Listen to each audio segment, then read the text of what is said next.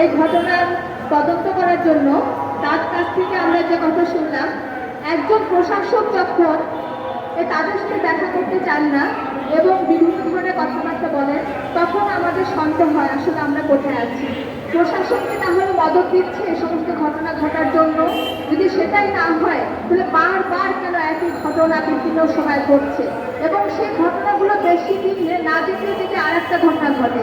গত 29 তারিখে সম্ভবত ভোলাতে এরকম ঘটনা ঘটেছে, রসনের শিকার হয়েছে, গণধর্ষণের শিকার হয়েছে স্বামীর সামনে। আমরা কত রকম প্রতিবাদ নিয়ে আর এখানে আসবো, রাজপথে দাঁড়াবো বুঝতে পারছি না। যারা এখন ক্ষমতায় আছেন তাদের কাছে আমাদের দাবি যে আপনারা এগুলো করার সুযোগ দিচ্ছেন কেন? তারা বারবার আমরা নারীরা নিরাপত্তা বহির্ভূতা ভুগছি, আমরা রাস্তা নিরাপদ না, বাইরে নিরাপদ না, এমনকি ঘরও নিরাপদ না। তাহলে আমাদের নিরাপত্তাটা কোথায়? কে দিবে আমাদের নিরাপত্তা? প্রশ্ন আপনাদের কাছে। আর জুলাই মাসের শুরুতে আমরা এখানে একত্রিত হয়েছি। আপনারা যারা জুলাই যোদ্ধা বলে যেটাকে দাবি করেন তাদের কাছে প্রশ্ন, আপনারা কি এই দেশটা চেয়েছিলেন? আপনারা কি এই দেশের বিরোধিতা করেন নাই? যদি সেটাই হয় তাহলে কেন সে ঘটনার পুনরাবৃত্তি হচ্ছে এবং চরম আকারে ক্ষতিগ্রস্ত হচ্ছে নারী, চরম আকারে নির্যাতনের শিকার হচ্ছে নারী? নারীদের উপর আপনাদের কিসের এত ক্ষোভ? আপনারা যদি নারীদের নিরাপত্তা দিতে না পারেন বলে দেন আমাকে নিরাপত্তা আমরা দেব, আমরা প্রয়োজনে আইন যদি নিজের হাতে তুলে নিতে হয় সেটাও করবো, কারণ নারীর সংখ্যা অনেক বেশি, দেশের অর্ধেক জনগোষ্ঠী নারী।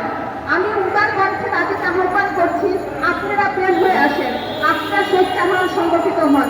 যদি সংগঠিত না হন, কেউ কোনো নারীকে, তার বোনকে, তার কন্যাকে, তার সন্তানকে নিরাপদে রাখতে পারবেন না। কাজে ঘর থেকে প্রতিবাদ গড়ে তুলুন।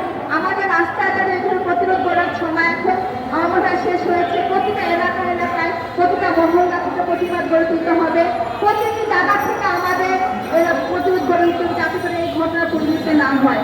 আমরা প্রতিদিন দেখি বিভিন্নভাবে সামাজিক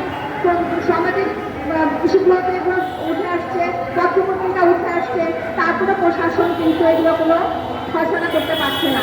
যারা এই ধরনের অপরাধ ঘটায় তাদেরকে দ্রুত বিচারের আওতায় নিয়ে আসেন এবং দৃষ্টান্তমূলক শাস্তি দেন, যাতে করে কোনো অপরাধ করে পার দিতে না পারে এবং এমন অপরাধ যাতে করে আর কেউ সংঘটিত না করে।